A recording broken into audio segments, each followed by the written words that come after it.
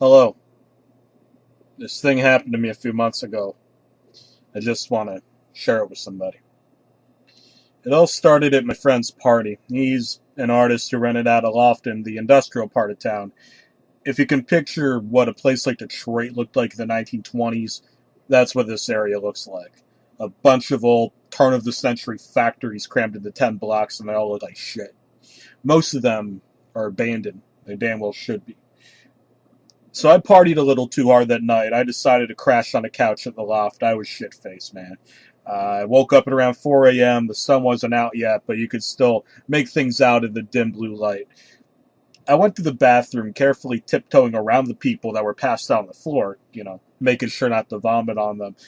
As I was taking a piss, I tiptoed to look out the bathroom window, and I saw the panorama of deserted urban decay.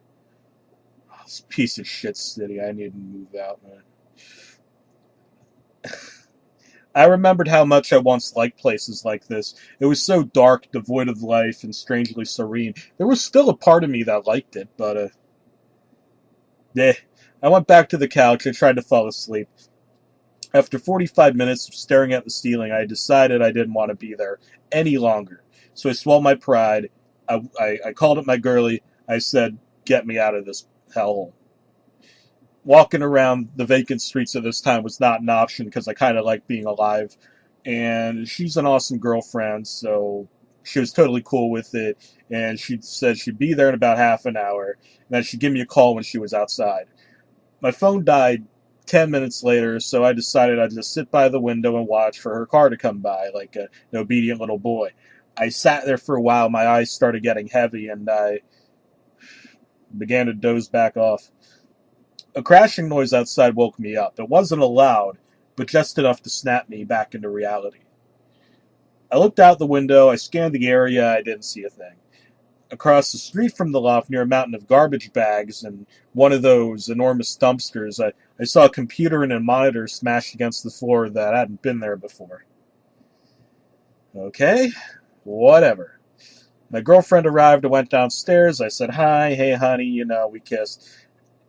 When we were about to pull away, I remembered a friend of mine who blew out his power supply. So I said, hey baby, just a moment. I walked out. I went to the dumpster. I dug through it like an old homeless lady. And there was a monitor. It was worthless, but the tower seemed to have suffered almost no damage. So I put it in the trunk and off we drove. About a week had passed. I completely forgot about the tower until my GF called to let me know it was still in the trunk and that if I really cared about her, I should get it the fuck out. That night I brought it home.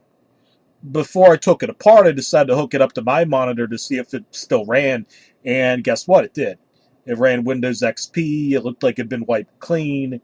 Being the perverted, excellent person that I am, I decided to search for words like tits and pussy in hopes I'd find some sort of secret stash full of weird, deviant porn the previous owner forgot about.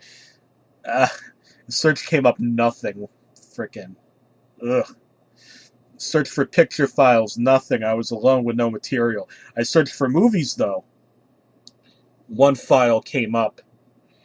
It was an AVI inside a folder titled Barbie, hidden in the Windows System 32 directory. Oh, great. Some plastic Mattel, frickin' little girl fairy shit. Great. So that's what I got. I don't want that. I want porn. What sort of sick fuck would watch this? Anyway, I played it. And this is where it gets disturbing. The movie was about an hour long. It was made up of what seemed like raw exported footage. The footage was of this woman sitting on a chair and talking against a white backdrop. I skipped through most of the movie. It was the same continuous shot, kind of sexy lady, no porn. I decided to sit through the footage to find out what she was going on about. 15 seconds into the footage, the audio went completely bad. Her voice was drowned and harsh. Static background noise. I couldn't make out a damn thing. So I imported the footage. In the Final Cut, I tried to mess with the levels and isolate her voice. It helped a little, but I still couldn't hear what she was saying. I was intrigued. I began to really pay attention to her face and her body language, and it seemed like she was being asked some kind of questions because she stopped to listen sometimes, but then she continued to talk. About 15 minutes into the footage, her face began to redden and contort as if the questions are bothering her, but she continued to answer them anyway. Shortly after, she started crying. She sobbed hysterically for the duration of the film. Sure as hell wasn't getting me off. I'm not that kind of guy. One of the few words I could lip read was skin. She repeats the word many times throughout the footage, and at one point she even pulls at the skin from her arm and mouths the word. She seems so unhappy with her skin. There's a lot more I want to get off my chest, but it's getting late, and I gotta go do something about my Johnson, if you know what I mean. I'll share the rest tomorrow. But, God save your soul, because this shit's pretty heavy. Well, you're still here, huh? You're a true friend. I'm going to tell you more now, and, I hope you have nothing in your mouth, no spit takes or whatever. Anyway, the video. It kept on building and building, and about 40 minutes in, she's crying so hard she could barely look at the camera. She stopped talking at this point, and the rest of the footage was just her crying, her head down, crying. Oddly enough, she couldn't get up or move. The screen just faded to black. I was fucking dumbfounded, man. I played the whole thing through many times that night, trying to find inflections and nuances in her movement that reveal anything else about what was going on, or at least a VAD shot or something. Some cleavage. I felt so dissatisfied. I wanted to know more. That's when I noticed that there was about 10 more minutes left on the timeline after the screen went black, and about 2 minutes in there was more footage.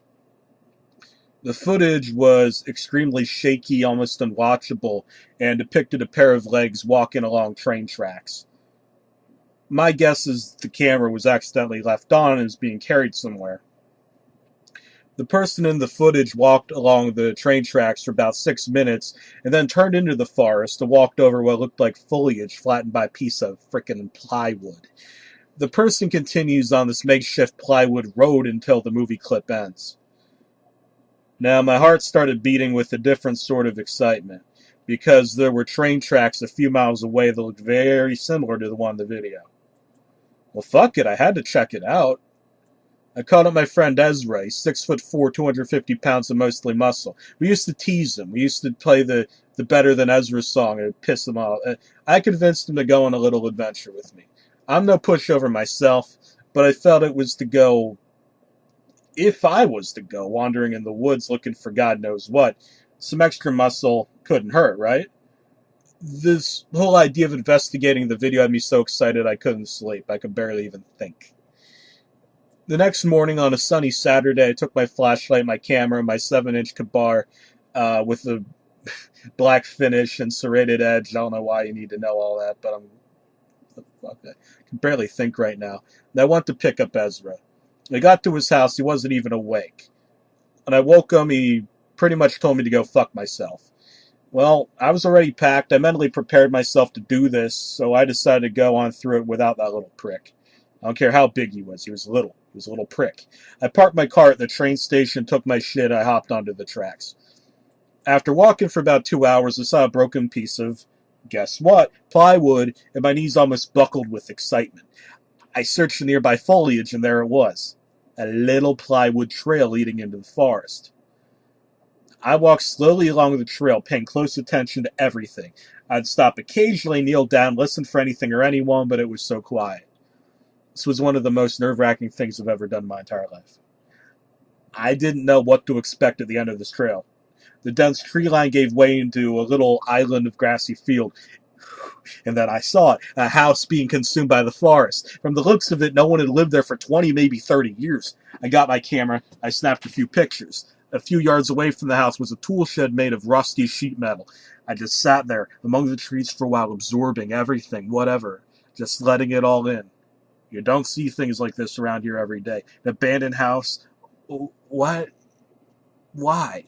I didn't want to go into the open field. I had this bad feeling that something would see me. Yeah, I know. Call me chicken shit. It took me a while to muster the courage to go into the house, but you know what? I did it. The door was partly opened. I wasn't going to knock on the door. No one was going to be there. No one probably been in there for 30 years. I pushed it open with a flashlight. Was relieved that the inside was actually very well lit. I put my flashlight away, got my camera, took a few more pictures. There was no furniture. The floor was riddled with bricks and wood and rubble, and some of the walls had huge holes in them. When I went in further to explore, I saw some things I didn't pay much mind to in the moment. But now that I think about them in hindsight, they're... I don't want to say they bother me, but they kind of do. The first thing that seemed a little odd was that one of the doors in the first room that I presumed led to the basement seemed a little too new to be in this house. It was also the only door in the house that was locked. And when I made my way up to the second floor, I saw some chairs and a fold-up table that also seemed a little too new to be there. What disturbed me the most for some reason was the bathroom. The dust on the mirror had been wiped away. In the bathtub, I saw a clear plastic tarp that still had water droplets on it from what I presume it was washed clean. That's when I heard something moan really loud, not very sexy. I jumped the fuck out of the second story window. I ran back to the tracks. Halfway there, I realized the moaning was most likely a water pipe expanding or contracting, and that little moment of relief gave into the horror I felt. I wondered why the water would be running on an abandoned house in the middle of the fucking woods. It's been a little more than 2 months since this happened. I haven't gone back there. Fucking Ezra can go alone. I'm not going there. No, not again.